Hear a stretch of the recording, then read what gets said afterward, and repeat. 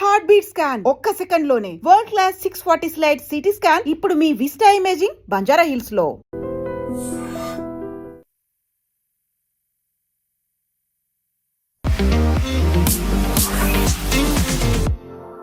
నమస్తే, నేను Kavitha. Welcome to I dream news and నిజాలు.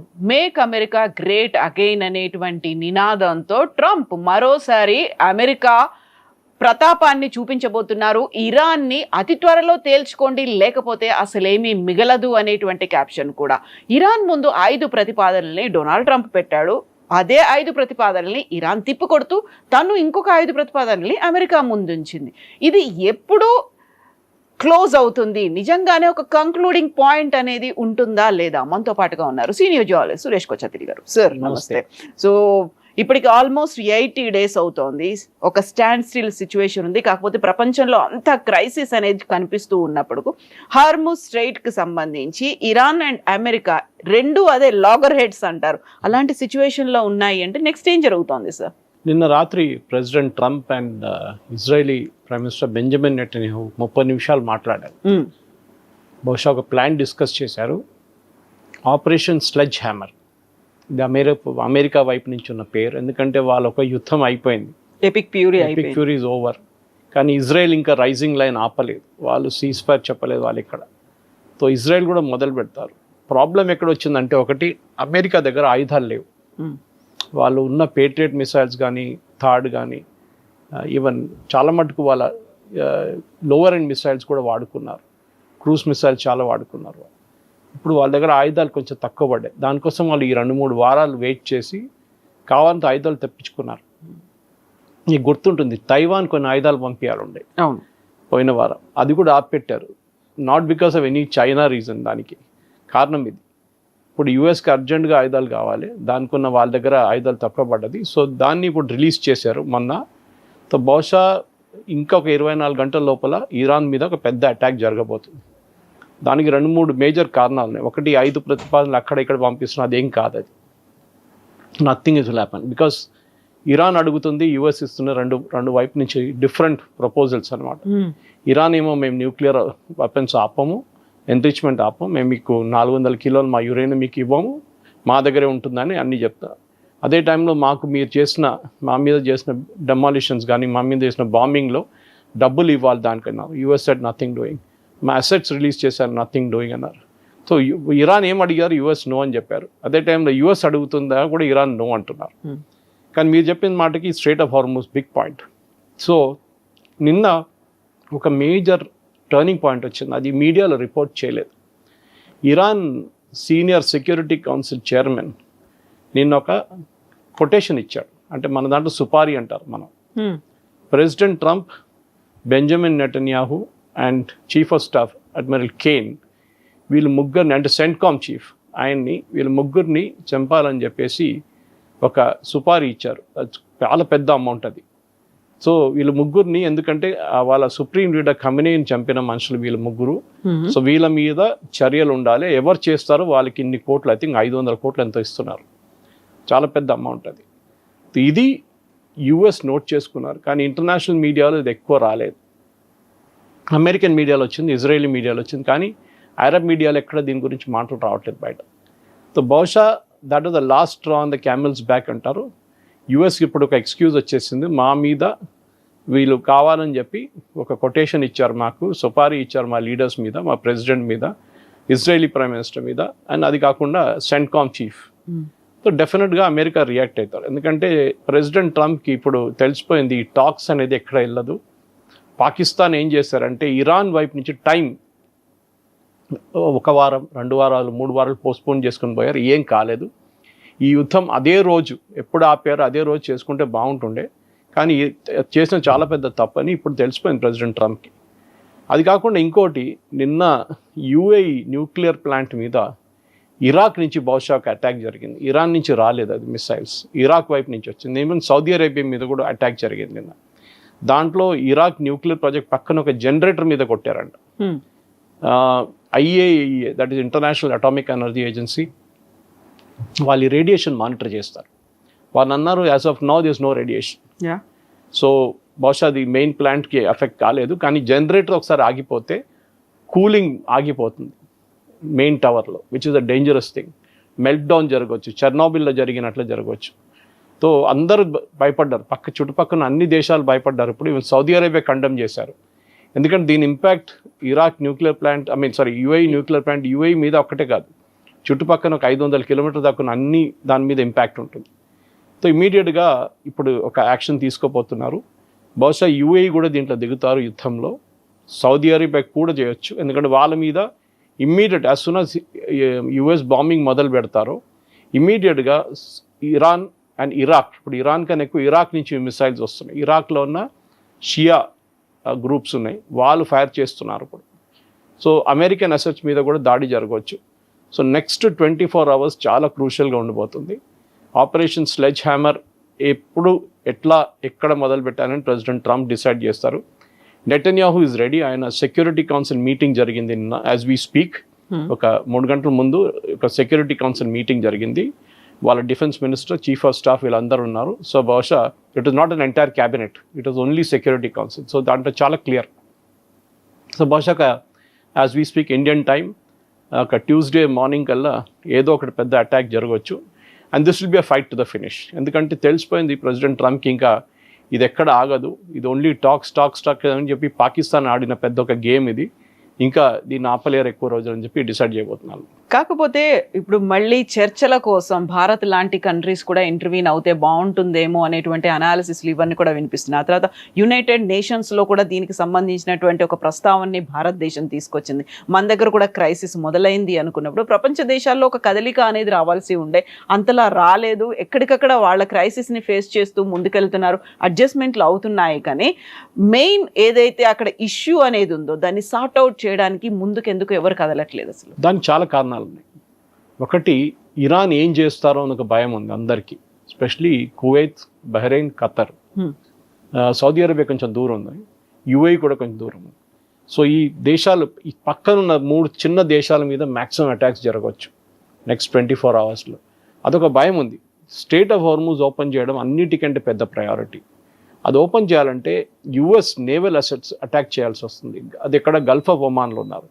వాళ్ళ దగ్గర ఇప్పుడు 2 ఎయిర్క్రాఫ్ట్ క్యారియర్లో ఉన్నాయి. జెరాల్డస్ ఫోర్డ్ హెస్ గాన్ బ్యాక్, అది యుఎస్ చేరుకుంది. అది వాళ్ళ దగ్గర 2 ఎయిర్క్రాఫ్ట్ క్యారియర్ స్ట్రైక్ గ్రూప్స్ ఉన్నారు. బహుశా ఒక 24 చిన్న ఫ్లోటిలా ఉండొచ్చు. దాంతో సరిపోతుంది వాళ్ళకి అటాక్ చేయడానికి. టామహాక్ క్రూజ్ మిసైల్స్ కావాలి. టామహాక్ కొంచెం తక్కువ క్వాంటిటీలో ఉంది అమెరికా దగ్గర. బహుశా ఇవాళ రేపట్లో they will get all the replenishments. ఒకసారి మొత్తం వచ్చిన తర్వాత ఒక అటాక్ జరగవచ్చు. ప్రెసిడెంట్ ట్రంప్ చైనాకి వెళ్ళారు. ఆ చైనా విజిట్ టైంలో ఇంకొక అటెంప్ట్ చేశారు ఆయన, జీ జిన్పింగ్తో మాట్లాడి స్ట్రెయిట్ ఆఫ్ హార్మూజ్ అని ఓపెన్ చేపియండి అని చెప్పేసి. ఎందుకు చైనాకు చాలా మటుకు దానికి కావాల్సిన చైనా ఆయిల్ ఆల్మోస్ట్ 20-25% ఇరాన్ నుంచి వస్తుంది అనమాట. అండ్ ఇరాన్ 90% ఆయిల్ చైనా తీసుకుంటున్నారు. సో ఒక కొత్త రైల్ ట్రాక్ కడుతున్నారు China, Iran to directly to China, Turkmenistan అట్లా ఆఫ్ఘనిస్తాన్ వైపు నుంచి డైరెక్ట్లీ గోయింగ్ టు చైనా. కానీ దాంట్లో వాళ్ళకి ఎక్కువ సరిపోదు. ఒక ట్రైన్ తీసుకెళ్తున్న ఫ్యూయల్ తీసుకెళ్తున్నది మీకు ఒక షిప్లో తీసుకెళ్తే కంపేర్ చేస్తే మీకు ఒక 118 ట్రైన్లు కావాల్సి వస్తుంది మీకు. That many trains are needed with that many oil wagons, సరిపోదు. సో అది ఒక షార్ట్ టర్మ్ మెజర్ ఉంటుంది. కానీ long term measure China react కాలేదు. మీరు చూసుంటారు, చైనా ఏం చెప్పలేదు, వీల్ ట్రై అవర్ బెస్ట్ అన్నారు. చైనా ఏం చేశారంటే చాలా మటుకు వాళ్ళ కంప్లీట్ ఆయిల్ రిసోర్సెస్ని వాళ్ళు మార్చుకొని రష్యా వైపు నుంచి తెప్పించుకుంటున్నారు. అది కాకుండా వాళ్ళు ఈవెన్ యూఎస్ దగ్గర నుంచి కొనడానికి కూడా రెడీ ఉన్నారు. మన ట్రంప్ వచ్చినప్పుడు చెప్పారు we'll ready to buy from US. కానీ చైనా ఒక సప్లై చైన్ మేనేజ్మెంట్లో చాలా పెద్ద గేమ్ ఆడారు. వాళ్ళ ఆల్మోస్ట్ ఆటోమొబైల్ ఫ్లీట్ వాళ్ళది, అంటే కార్ కానీ బస్సెస్ కానీ మిగతా అన్ని పబ్లిక్ ట్రాన్స్పోర్ట్ 70% దాకా 70-80% ఎలక్ట్రిక్గా కన్వర్ట్ చేసుకున్నారు లాస్ట్ 5 సంవత్సరాల్లో. వాళ్ళు బహుశా సిచ్యువేషన్ చూసుకున్నారు, ఇట్లా ఒక సిచ్యువేషన్ జరగవచ్చు అని చెప్పి. మనం చేసిన తప్పది మన వైపు ఇండియాలో, we should also done that. కానీ మన వైపు బస్సెస్ కన్వర్ట్ అవుతున్నాయి, కానీ పర్సనల్ ట్రాన్స్పోర్ట్ ఇప్పుడు కూడా నాట్ ఈవెన్ 5% ఎలక్ట్రిక్ రాలేదు మన వైపు. సో మనం దానికోసం సఫర్ అవుతున్నాం. కానీ మనం చూసాం, మొన్న మోదీ గారు యుఏఈకి వెళ్ళినప్పుడు ఒక ఒప్పందం చేశారు. అది చాలా ఇంపార్టెంట్ ఒప్పందం. అది కూడా అక్కడ కూడా మన మీడియాలో ఎక్కువ రిపోర్ట్ చేయలేదు. ఒరిస్సా వైపు ఒక కొత్త స్ట్రాటజిక్ పెట్రోలియం రిజర్వ్ పెట్టబోతున్నారు. And underground facility, overground facility కూడా ఉండొచ్చు. యుఏఈ ఏం చేస్తారంటే వాళ్ళ వైపు నుంచి వాళ్ళు అక్కడ స్టోర్ చేస్తున్న ఆయిల్ బదులు ఇండియాలో స్టోర్ చేస్తారు క్రూడ్ ఆయిల్ ఇప్పటి నుంచి. వాళ్ళు ఫుజరాలో స్టోర్ చేస్తారు, వాళ్ళు అక్కడి నుంచి టేక్ ఆఫ్ పాయింట్ ఉంటుంది. యుద్ధం ఇవాళ ఆగింది, రేపు మళ్ళీ మొదలు కావచ్చు, మళ్ళీ ఆగుతుంది, మళ్ళీ మొదలు కావచ్చు ఉంటుంది. ఏం చేస్తున్నారు, 30 మిలియన్ బ్యారెల్స్ ఫెసిలిటీని ఒడిశా వైపు ఒక కొత్త ఫెసిలిటీ క్రియేట్ చేస్తున్నారు. సో సౌత్ ఈస్ట్ ఏషియాకి వెళ్ళే షిప్స్ అన్నీ, అంటే మలేషియా, సింగపూర్, ఇండోనేషియా, ఫిలిప్పీన్స్, ఈ దేశాలకి వెళ్ళే ఆయిల్ అంతా ఇప్పుడు ఇండియా నుంచి తీసుకెళ్తారు. So they will go to India, collect and go off from there. And రెగ్యులర్గా యూఏఈ దీన్ని రిప్లెనిష్ చేస్తుంటారు.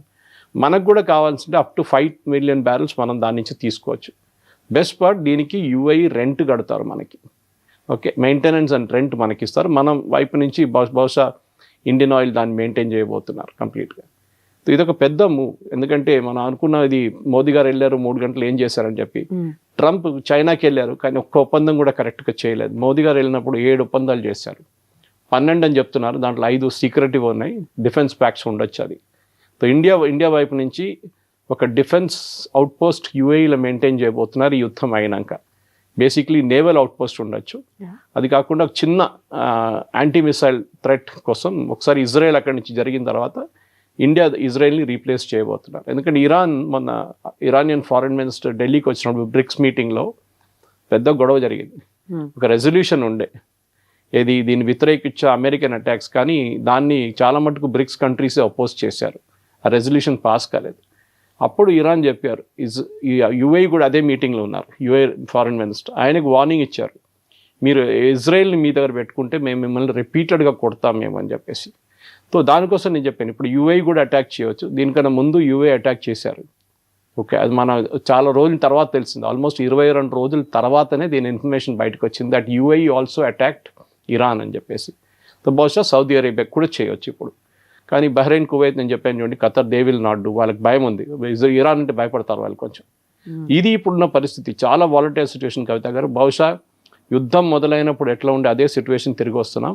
కానీ ఇప్పుడు టిపికలీ హిందీలో చెప్తారు చూడండి, ఆర్ఆర్ పార్, it is going to be fight అంతే, ఫినిష్ ఇట్ విల్ బి. ఎందుకంటే ఇంకా ఎక్కువ రోజులు దీన్ని తీసుకెళ్ళాం. ప్రెసిడెంట్ ట్రంప్ చాలా మటుకు పొలిటికలీ సఫర్ అవుతున్నారు యూఎస్లో. ఆయన రేటింగ్ 78% పడిపోయింది. ఇవాళ ఎలక్షన్ జరిగితే, మిడ్ టర్మ్ పోల్స్ ఇవాళ జరిగితే రిపబ్లికన్ పార్టీ కంప్లీట్గా వైప్అవుట్ అయిపోతారు యూఎస్లో. వాళ్ళు 10%-15% కూడా వాళ్ళకి సీట్స్ రావు, అంత దారుణ పరిస్థితిలో ఉన్నారు. So president Trump he's reach the end of his patience. చెప్పారు చూడండి, నిన్న ట్వీట్ చేసినప్పుడు, time is of the essence. So that is the indication that next ఒక వారం 10 రోజులు I think it will be a fight to the finish. ఇరాన్ని mostly probably finish చేసేస్తారు వాళ్ళు. బట్ ఇంత అయినప్పుడు కూడా ఇరాన్ చాలా అగ్రెసివ్గా వెళ్తుంది. ఇప్పటిదాకా కేవలం స్ట్రైట్ ఆఫ్ హార్మూజ్ నుంచి కావాల్సినటువంటి క్రూడ్ ఆయిల్ వీటన్నిటి మీదే కాదు, అండర్ గ్రౌండ్లో ఉన్నటువంటి కేబుల్ని మీద కూడా మేము అటాక్ చేస్తాము అనేది, దానికి సంబంధించి నిర్వహణ బాధ్యతలు మాకు ఇవ్వండి, లేకపోతే కంప్లీట్గా అటాక్ చేస్తాము అంటే ఇప్పటిదాకా మనం చూసిన క్రైసిస్ కంటే కూడా ఇంకా ఎక్కువ క్రైసిస్ అనేది రాబోతోంది. కేబుల్ కనెక్షన్ అయిందంటే ఇంటర్నెట్ కూడా పనిచేయడం మానేస్తుంది, కమ్యూనికేషన్స్ పోతాయి, శాటిలైట్ మీద ఎఫెక్ట్ పడుతుంది. ఇవన్నీ ఇంత మ్యాసివ్గా ఇంపాక్ట్ అనేది ఉండబోతోంది అనుకున్నప్పుడు అదే మాట వస్తుంది. నెక్స్ట్ ఏం జరగబోతోంది మళ్ళీ? ఈ కేబుల్స్, మీరు చెప్పిన కేబుల్స్ అన్ని వెస్ట్ ఏషియా వైపు వెళ్తుంది, that terminating in west Asia. So వాళ్ళ మీద ఇంపాక్ట్ ఉంటుంది. ఇది అన్ని గల్ఫ్ కంట్రీస్ కాకుండా little part of Egypt also. కానీ మేజర్ యూరోపియన్ ట్రాఫిక్ ఈ సైడ్ నుంచి అట్లా వెళ్ళిపోతుంది అనమాట. They don't touch the Gulf Coast. Iran చేయరు, వాళ్ళకి తెలుసు దీని ఇంపాక్ట్ ఎట్లా ఉండబోతుంది. ఎందుకంటే ఇప్పుడు దాకా యూరోప్ దీంట్లో వాళ్ళు కాలు పెట్టలేదు ఇంకా.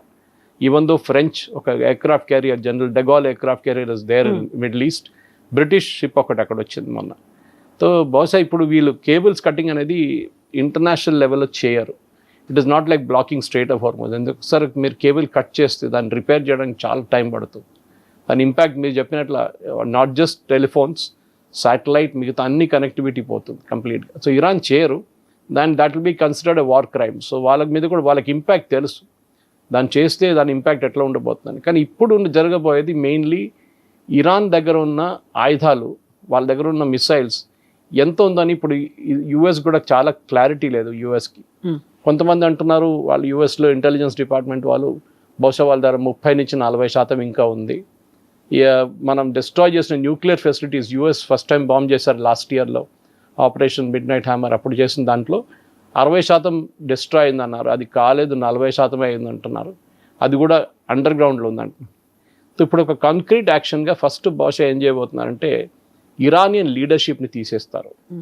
వాళ్ళ ఫారెన్ మినిస్టర్ కానీ, వాళ్ళ స్పీకర్ ఆఫ్ ద హౌస్ కానీ, వాళ్ళ president and security council members వీళ్ళని ఇజ్రాయెల్ ప్లాన్ చేస్తున్నారు that they will eliminate them completely. ఒకసారి ఆ లీడర్షిప్ లెవెల్ ఎలిమినేట్ అయితే వాళ్ళ దగ్గర డిసిషన్ మేకింగ్కి ఎవరు ఉండరు అని ఒక అనాలిసిస్కి వచ్చారు ఇజ్రాయెల్. యుఎస్ కాదు, ఇజ్రాయెల్ వచ్చారు. యుఎస్ ఇప్పుడు ఏం చేయబోతున్నారంటే వాళ్ళు చెప్పినట్లనే స్ట్రైట్ ఆఫ్ హార్మోస్ నుంచి షిప్ని బయటకు తీయడానికి ట్రై చేస్తారు. కాకుంటే ఇరాన్ దాన్ని అడ్డుకుంటే దాని మీద కూడా అటాక్ ఉండొచ్చు. సో రెండు వైపుల నుంచి అటాక్ ఉంటుంది. ఒకటి city based attack will be done by Israel అంటున్నారు. అది నిన్న రాత్రి డిస్కస్ చేశారు. అండ్ ప్రెసిడెంట్ ట్రంప్ చాలా క్లియర్గా క్లారిటీ ఇచ్చారు దీనికి ఈసారి. బహుశా ఆయన యుద్ధం స్టార్టింగ్లో కూడా ఎంత క్లియర్గా క్లారిటీ లేదు. ఎందుకంటే ఆయన చెప్పాను చూడండి, డెస్పరేట్ అయిపోయారు. ఎట్లయినా దీని నుంచి బయటపడాలి. చాలా మటుకు పాకిస్తాన్ని నమ్మాం. Pakistan made a fool out of US. Almost మనం 6 నుంచి 7 వారాలు దాంట్లో కోల్పోయాం. ఈ పీస్ టాక్స్ ఏం there'll be no peace talks. ఎందుకంటే క్రూషియల్ ఇష్యూ కవిత గారు. వన్ ఇస్ యురేనియం ఇరాన్ ఎవ్వరికి అప్పగించారు. చాలా క్లియర్ మాకు ఒక సావరెన్ రైట్ ఉంది, మేము ఉంచుకుంటాం. కావాలంటే దాని ప్యూరిఫికేషన్ ప్రాసెస్లో తగ్గిస్తాం. ఎన్ని సెంట్రిఫ్యూజెస్ మేము మెయింటైన్ చేస్తామో, ఎన్ని అవుట్ ఆఫ్ కమిషన్ చేసేస్తామో దాని గురించి డిస్కస్ చేయొచ్చు. కానీ అది చాలా టెక్నికల్ సబ్జెక్ట్. మన అందరికి గుర్తుంది జేసీపీ అగ్రిమెంట్ ప్రెసిడెంట్ ఒబామా టైంలో అగ్రీ చేసింది. 21 నెలలు తీసుకున్నారు అగ్రిమెంట్ని అనలైజ్ చేసి, డిస్కస్ చేసి ఫైనలీ ఒప్పందం పెట్టడానికి. ఇది ఇప్పుడు 78 days 79 days అయింది. ఈ టైంలో ఇది డిస్కస్ చేయలేరు. ఇది చాలా డీటెయిల్గా డిస్కస్ చేయాల్సి. ఫస్ట్ స్టెప్ ఏం చేస్తారంటే, of course Benjamin Netanyahu CBS 60 Minutes చాలా క్లియర్గా చెప్పారు. ఆ రోజు అడిగారు, ద ఇంటర్వ్యూర్ ఆస్క్డ్, మీరు యురేనియం ఏం చేస్తారు, మేము వెళ్ళి తీసుకుంటామన్నారు ఆయన. అంత ఈజీని అడిగారు. That we know how to do it. So బహుశా ఇజ్రాయెల్ అండ్ యుఎస్కి తెలుసు అది ఎక్కడుంది అనేది. ఆ ఆపరేషన్ మేబీ అ జాయింట్ ఆపరేషన్. ఎందుకంటే మన నైజీరియాలో ఒక ఆపరేషన్ జరిగింది day before yesterday. ISIS second in command ఆయన నైజీరియాలో చంపారు. How did he land up in Nigeria is a big mystery. ఎందుకంటే ఆయన everybody assumed he was in Iraq. Okay, ఎందుకంటే తాలిబాన్ వచ్చిన తర్వాత వీరందరూ పారిపోయారు. ఐదర్ ఖత్తర్ ఆర్ ఇరాక్లో ఉన్న అనుకున్న మనిషి నైజీరియాలో దొరికింది మీకు. ఇజ్రాయెల్ ఏమో ఈ October 7th అటాక్ చేసిన one of the main commanders హమాస్ది ఒక్క సర్వైవింగ్ కమాండర్ ఉండే, ఆయన్ని మన చంపేశారు. So the point is closing in అన్నమాట. And suddenly Iran will be the major point. ఇది 3, 4, 5 వారాలు, ఈవెన్ 6 వారాల ముందు చేస్తే బాగుంటుండే. ఇంత ప్రాబ్లం మనకి ఎక్స్టెండ్ కాకపోతే షార్ట్ టర్మ్ షాక్ ఉంటుంది. ఆయిల్ ప్రైసెస్ పాసిబ్లీ ఇవాళ రేపటికి 110, 120 కూడా వెళ్ళొచ్చు. కానీ అది moment that operation is over, strait of Hormuz open చేశారనుకోండి, the oil prices will come down. కానీ రిఫైనింగ్ ఇంపాక్ట్ ఉంటుంది. అది మనం గుర్తుపెట్టుకోవాలి. భారతదేశంలో కూడా మనకి UAE వైపు నుంచి LNG కానీ, PNG కానీ అండ్ క్రూడ్ UAE మనకు అష్యూర్ చేశారు ఫుజరా నుంచి. అది యాజ్ సూన్ యాజ్ ఈ స్ట్రైట్ ఆఫ్ హార్మోస్ ఓపెన్ చేస్తే మనం పికప్ చేసుకోవచ్చు. ఎందుకంటే ఒకసారి ఫుజరాలో వచ్చేస్తే we're not in strait of Hormuz anymore. మనం అక్కడి నుంచి పికప్ చేసుకోవచ్చు వితౌట్ ఇరాన్ మన షిప్స్ మీద దాడి కూడా చేయరు అప్పుడు, బికాజ్ స్ట్రైట్ ఆఫ్ హార్మోస్ బయట ఉంది ఫుజరా. సో ఇది చాలా పెద్ద ఒక స్ట్రాటజీ. నేను మళ్ళీ I'm repeating, president Trump advisers కూడా అదే చెప్తున్నారు. ఈవెన్ రిటైర్డ్ అడ్మిరల్స్ చెప్తున్నారు, జనరల్స్ చెప్తున్నారు, మీరు ఎందుకు ఆపారు ఈ యుద్ధం, ఆ ఫస్ట్ ఫేజ్లోనే you should have finished off everything. అది ఎందుకు చేయలేదంటే పాకిస్తాన్ వచ్చి మేము పీస్ టాక్స్ చేస్తాం, ఇస్లామాబాద్ చేస్తాం, టాక్స్ చేస్తాం అన్నారు. Sheer waste of time. ఎప్పుడైనా ఒక యుద్ధంలో కవిత గారు ఒక బ్రేక్ తీసుకున్నప్పుడు అటాకర్ కన్నా ఎనిమికి బెనిఫిట్ ఉంటుంది. ఇది మనం గుర్తుపెట్టుకోవాలి.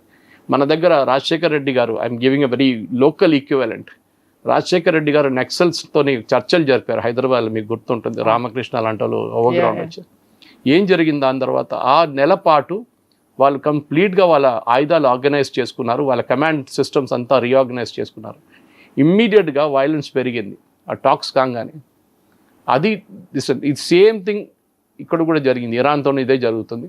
ఈవెన్ హమాస్కి ఏ రోజు వీళ్ళు సీజ్ ఫైర్ అని చెప్పారు, హమాస్ దాన్ని మళ్ళీ వాడుకున్నారు. ఇటువైపు హెజ్బుల్లా సేమ్ థింగ్ హ్యాపెండ్. మీరు ఒక 2 నెలల పాటు వాళ్ళకి బ్రేక్ ఇచ్చినప్పుడు దే ఇమ్మీడియట్లీ వాళ్ళ ఆయుధాలు కానీ వాళ్ళ కమాండ్ స్ట్రక్చర్స్ అంతా రీఆర్గనైజ్ చేసుకున్నారు. ఇది యుఎస్ చేసిన తప్పని యుఎస్ జనరల్స్ కూడా అంటున్నారు. ఇప్పుడు ఫార్మర్ డిఫెన్స్ సెక్రటరీ అంటున్నారు that we should not have given. Moment మీరు లీడర్షిప్ని కొట్టారు చూడండి, దాని 3rd day 4th day you should finished off the Iranian complete defence establishment. అది చేసిన తప్పు. బహుశా ఇంగ్లీష్లో అంటారు hindsight is an advance science అంటారు. అంతా అయిపోయినాక మనకి అనాలిసిస్కి చాలా మంది వస్తారు ముందుకు చెప్పడానికి. సో ఇప్పుడు హార్మోజ్ని ఓపెన్ చేస్తే అవుతోంది, అది క్లియర్ అయిపోతుంది. షార్ట్ టర్మ్ సర్వీస్ ఇవన్నీ మాట్లాడుకున్నప్పటికి కూడా మూడీస్ చెప్తున్న దాన్ని బట్టి చూస్తే నవంబర్ దాకా ఈ ఇంపాక్ట్ ఉండే అవకాశాలు ఉంది. అంటే లాంగ్ రన్లో అంటే ఇంక మనకి మినిమం ఒక 4-5 months అయినా ఇదే క్రైసిస్ సిచ్యువేషన్ అనేది కంటిన్యూ అవుతుంది. కాబట్టి అంత ఈజీగా కంట్రీస్ దానికి ప్రిపేర్డ్గా ఉన్నాయి. ఇంకో 4-5 నెలలు లేకుంటే నవంబర్ కాకపోతే డిసెంబర్, ఈ ఇయర్ ఎండింగ్ అనేంత ప్రిపరేషన్ అనేది ఉందా కంట్రీస్కి? ప్రాబ్లం ఎక్కడ వస్తుందంటే రిఫైనింగ్ కెపాసిటీ మీద వస్తుంది. ఖతార్లో ఉన్న రిఫైనరీస్, ఇరాక్లో ఉన్న రిఫైనరీస్ కూడా కొట్టారు. అఫ్కోర్స్ సౌదీ అరామ్కో మీద దాడి చేశారు, యుఐ ఫుజరా మీద దాడి చేశారు, ఖత్తర్ గ్యాస్ రిఫైనరీస్ మీద దాడి చేశారు. Problem is not crude, problem is refined. ఇండియాకి ఆ ప్రాబ్లం లేదు, ఎందుకంటే మన దగ్గర 2 పెద్ద రిఫైనరీస్ ఉన్నాయి. ఒకటి జామ్నగర్ దగ్గర ఉంది, ఇంకోటి అండ్ వీళ్ళది రష్యా తను నాకు ట్యాప్ ఉన్న నియారా అని చెప్పి మన దగ్గర ఇంకో పెద్ద రిఫైనింగ్ కెపాసిటీ ఉంది. జామ్నగర్ రిలయన్స్ వాళ్ళది ఈ నెల షట్ డౌన్ ఉండే వాళ్ళకి మెయింటెనెన్స్ కోసం. అది మినిమం 1.5-2 months తీసుకుంటారు మెయింటెనెన్స్. వాళ్ళు ఏమన్నారు నయారాకి మెయింటెనెన్స్ నడుస్తుంది, వాళ్ళ మెయింటెనెన్స్ కాగానే we will start shut down. కానీ బహుశా ఇప్పుడు గవర్నమెంట్ ఆఫ్ ఇండియా అంటవేనా అంటారు, ఇప్పుడు మీరు షట్ డౌన్ చేయకండి, కొంచెం ఇంకా 3-4 నెలలు నడిపియండి. ఎందుకంటే మీకు గుర్తుంటుంది కవిత గారు, దీనికన్నా ముందు రష్యా దగ్గర నుంచి మనం క్రూడ్ ఆయిల్ తీసుకొని మనం అదే క్రూడ్ ఆయిల్ని రిఫైన్ చేసి యూఎస్కి అమ్మాం మనం, ఈవెన్ యూరోప్కి అమ్మాం అండ్ ఈవెన్ యుక్రెయిన్కి అమ్మాం మనం. సో ఇండియా దగ్గర రిఫైనింగ్ కెపాసిటీ ఉంది, మన దగ్గర విశాఖపట్నం ఉంది, కొచ్చిన్ ఉంది, మన దగ్గర మ్యాంగ్లూర్లో ఉంది అండ్ ఆఫ్ కోర్స్ గుజరాత్ వైపు 3 ఉన్నాయి. సో ఇదన్నీ కలుపుకుంటే మనకి పెద్ద అడ్వాంటేజ్ ఉంటుంది. క్రూడ్ తెచ్చుకుంటే చాలు. కానీ కొన్ని దేశాల దగ్గర రిఫైనింగ్ కెపాసిటీస్ లేదు, చిన్న దేశాల దగ్గర రిఫైనరీస్ ఎక్కువ లేదు వాళ్ళ దగ్గర. ఈ రిఫైనరీస్ లేనప్పుడు ప్రాబ్లం ఏమవుతుందంటే క్రూడ్ ఆయిల్ ఎవరు రిఫైన్ చేస్తారు మీకోసం?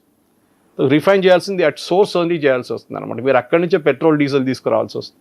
మనకు ఆ ప్రాబ్లం లేదు, మనం ఇక్కడ తెచ్చుకొని ఎల్పిజిగా కన్వర్ట్ చేసుకోవచ్చు, పిఎన్జిగా కన్వర్ట్ చేసుకోవచ్చు, ఏదైనా చేసుకోవచ్చు. సో భారతదేశం మీద దాని ఇంపాక్ట్ ఎక్కువ రోజులు ఉండదు. కానీ ఇంటర్నేషనల్ క్రూడ్ ప్రైసెస్ 80-90 నడిమిట్లోనే ఉంటుంది, at least for the next 6 to 8 months అంటున్నారు. దానికి కారణం ఇది మన తప్పు కాదు, కానీ మన దాన్ని సఫర్ చేయాల్సి వస్తుంది అనమాట రిఫైనింగ్ కెపాసిటీ. కానీ మనం యుఐ చేసిన ఒప్పందంలో మోదీ గారు దాంట్లో డీటెయిల్స్ ఇవ్వలేదు, మనం ఎంత కొంటున్నాం అనేది. పాసిబ్లీ దాంట్లో ఒక డిస్కౌంట్ ఇస్తారు మనకి, 10-20% డిస్కౌంట్ ఉంటుంది యుఐ వైపు నుంచి. అది ఉంటే మనకి పెట్రోల్ ధరలు ఇప్పుడున్న ధరలు మనం మెయింటైన్ చేసుకుంటూ వెళ్ళొచ్చు, తగ్గదు. కానీ ఈ present rate V can continue. And ఇప్పుడున్న నష్టాలు 1,00,000 కోట్లు పర్ నెల నష్టాలు ఆయిల్ కంపెనీస్కి, హెచ్పిసిఎల్, బీపీసీఎల్, ఐఓసిఎల్ వీళ్ళు ముగ్గురు కలిసి 1,00,000 కోట్ల రూపాయలు లాక్స్ ఉంది. అది 50,000కి తీసుకురావచ్చు మనం. 50 నుంచి తర్వాత 2-3 నెలలు కానీ 40-30 దాకా తీసుకురావచ్చు. అండ్ ఒకసారి $70 per barrel వస్తే మనం బ్రేక్ ఈవెన్ అయిపోతాం. ఇప్పుడు యునైటెడ్ నేషన్స్ దగ్గరికి భారతదేశం వెళ్ళింది అనుకుంటే, ఇంతకాలం యునైటెడ్ నేషన్స్ ఏం చేసింది? నిజంగా తన దగ్గర పవరే ఉంటే యునైటెడ్ నేషన్ యాక్షన్లోకి ఎందుకు దిగలేదు? మనం ఎందుకు అక్కడ యునైటెడ్ నేషన్స్ దగ్గరికి వెళ్ళి ఒక కంప్లైంట్ చేయాల్సినటువంటి పరిస్థితి వచ్చింది? యునైటెడ్ నేషన్స్ ఒక ఫెయిలియర్, బిగ్గెస్ట్ బ్లండర్ అండ్ ఒక డిబేటింగ్ సొసైటీ. కానీ యునైటెడ్ నేషన్స్ అప్పుడప్పుడు పనికొస్తారు. మన ఇరాక్ వార్కి వెళ్తే అప్పుడు సద్దాం హుస్సేన్ మీద దాడి చేయడానికి తయారైనప్పుడు ప్రెసిడెంట్ జార్జ్ బుష్ ఆయన ఏం చేశారంటే యునైటెడ్ నేషన్స్కి వెళ్ళి అప్రూవల్ తీసుకున్నారు. దిస్ ఇస్ సంథింగ్ అందరు అంటున్నారు, ప్రెసిడెంట్ ట్రంప్ కూడా బహుశా అది చేయాలి ఉండే అని. కానీ ఆయనకు భయం ఉండే చైనా అండ్ రష్యా దాన్ని వీటో చేస్తారో మనం భయం ఉండే అని ప్రెసిడెంట్ ట్రంప్. దానికోసం యుఎన్కి వెళ్ళి, అండ్ యుఎన్ ఆయనకి అసలు పట్టదు. ప్రెసిడెంట్ ట్రంప్ అంటారు ఇట్స్ అబ్సల్యూట్లీ యూజ్లెస్ బాడీ, ఏం పనికిరాని. కానీ యుఎన్ దగ్గర వెళ్ళి ఒకసారి ఒక స్టాంప్ కొట్టేసుకుంటే you get an international approval. మనం ఎందుకు వెళ్ళామంటే బేసిక్లీ మనం వెళ్ళలేదు ఎందుకని అడగొచ్చు ఎవరైనా రేపు. యునైటెడ్ నేషన్స్ మీరు ఎందుకు రాలేదు, ఒక రెజల్యూషన్ పాస్ చేస్తే కూడా ఏం కాదు, ఎవరు వినరు. ఇరాన్ వినరు, యుఎస్ వినరు, ఇజ్రాయెల్ పట్టించుకోరు, ఎవరు పట్టించుకోరు. కానీ ఒక డిప్లొమాటిక్ లెవెల్లో ఒక అప్రూవల్ తీసుకున్నట్లు ఉంటుంది. Oh we have taken up. అది ప్రెసిడెంట్ బుష్ చేసిన పెద్ద అది. I mean you see that operation ఇరాక్లో జరిగినప్పుడు చాలా మటుకు that was mainly UN approved mission ఉండే. దానికోసం నేటోని తీసుకెళ్లారు. వెపన్స్ ఆఫ్ మాస్ డిస్ట్రక్షన్ ఉందని అక్కడ వెళ్ళారు, కానీ వెపన్ దొరకలేదు, మాస్ డిస్ట్రక్షన్ లేకుండే. Iraq become totally unstable after the Saddam Hussain చంపేశారు. ఇప్పుడు యుఎన్కి వెళ్ళింది మనం బేసిక్లీ ఒక ఏం చెప్తారు, ఒక okay we went to UN అని చెప్పొచ్చు అంతే. కానీ వాళ్ళ దగ్గర వెళ్ళి వాళ్ళు ఏం చేయలేరు యుఎన్. మనం చేయాల్సిన పని మనం చేసుకోవాలి, విచ్ ఇస్ బేసిక్లీ ఒక దేశం దగ్గర మనం ఒప్పందం పెట్టుకుంటే మనకి long term sanctions long term benefit వస్తుంది. చాబార్ ఫోర్ట్ గురించి ఇరానియన్ ఫారెన్ మినిస్టర్ నిన్న మాట్లాడారు. ఇరాన్ దగ్గర డబ్బులు లేవు ఇప్పుడు చాబార్ ఫోర్ట్ డెవలప్ చేయడానికి. ఇరాన్ దగ్గర ఉన్న ఆ పోర్ట్ మనకు అప్పగించారు వాళ్ళు. ఆ పోర్ట్ డెవలప్ చేస్తే మనం we can go right up to Tajikistan and Russia without going through Pakistan అన్నమాట, ఆఫ్ఘనిస్తాన్ కూడా. అది చాలా క్రూషియల్ మనకి. సో బహుశా ఈ కన్ఫ్యూజన్లో రేపు ఇరానియన్ రెజిమ్ పోయిందనుకోండి we should take over Chabahar immediately completely. ఎందుకంటే ఇప్పుడు యుఎస్ శాంక్షన్స్ మనకి ఈ జూన్లో ఎండ్ అయిపోతుంది. దానికన్నా ముందు మనం దానికి అప్రూవల్ తీసుకొని ఇఫ్ ఎక్స్టెండ్ ఇట్ మనకి చాలా పెద్ద అడ్వాంటేజ్ రాబోతుంది. అదే చాబార్ ఫోర్ట్ నుంచి we can setup A refuelling plant. అక్కడి నుంచి ఆయిల్ టర్మినల్గా డెవలప్ చేసుకోవచ్చు దాన్ని. అది చాలా పెద్ద పోర్ట్ అది. అక్కడ మనకి 2 బర్త్స్ అప్పగించారు వాళ్ళు, 2కి 4 చేసుకోవచ్చు మనం. చేసుకుంటే I think it will become a big ఇంకొక గల్ఫ్ ఆఫ్ ఇది ఏం చెప్తారు స్ట్రేట్ ఆఫ్ హార్మస్ నుంచి బయటకు వచ్చి we can really use Chabahar port. కానీ అన్ని లింక్డ్ ఉన్నాయి కవిత గారు.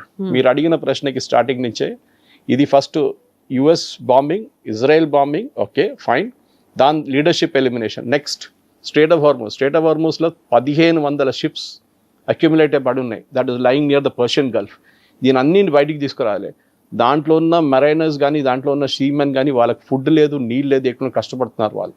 They have to be brought out first. వాళ్ళు 1500 షిప్స్ని బయటికి తీసుకురావాలంటే మీకు మినిమం 20 రోజులు పడుతుంది మీకు అండర్ ద ప్రెజెంట్ సర్కమ్స్టాన్స్. ఎంత స్పీడప్ చేసినా కానీ 20 రోజుల తర్వాతే ఫ్రెష్ సెట్ ఆఫ్ షిప్స్ వెళ్ళొచ్చు లోపలికి, మళ్ళీ అది ఆయిల్ తీసుకురావాల్సి. సో బహుశా ఏం జరగబోతుందంటే US will take over Kharg island.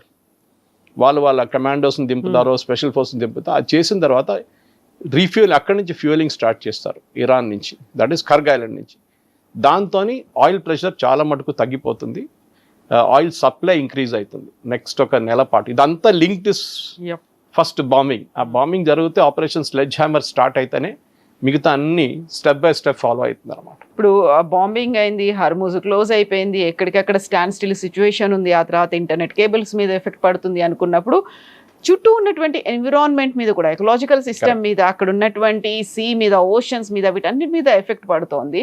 So ఏదో ఒక్క రంగానికో ఏదో ఒక సెక్టార్కి మాత్రమే ఈ క్రైసిస్ అనేది పరిమితం కాలేదు, ప్రపంచం అంతా ఎఫెక్ట్ చూపిస్తోంది. అన్ని అంశాల్లో కూడా ఈ ఎఫెక్ట్ అనేది ఉంది. సో ఇరాన్ అసలు యాక్సెప్ట్ చేయలేనటువంటి సిచ్యువేషన్ కదా.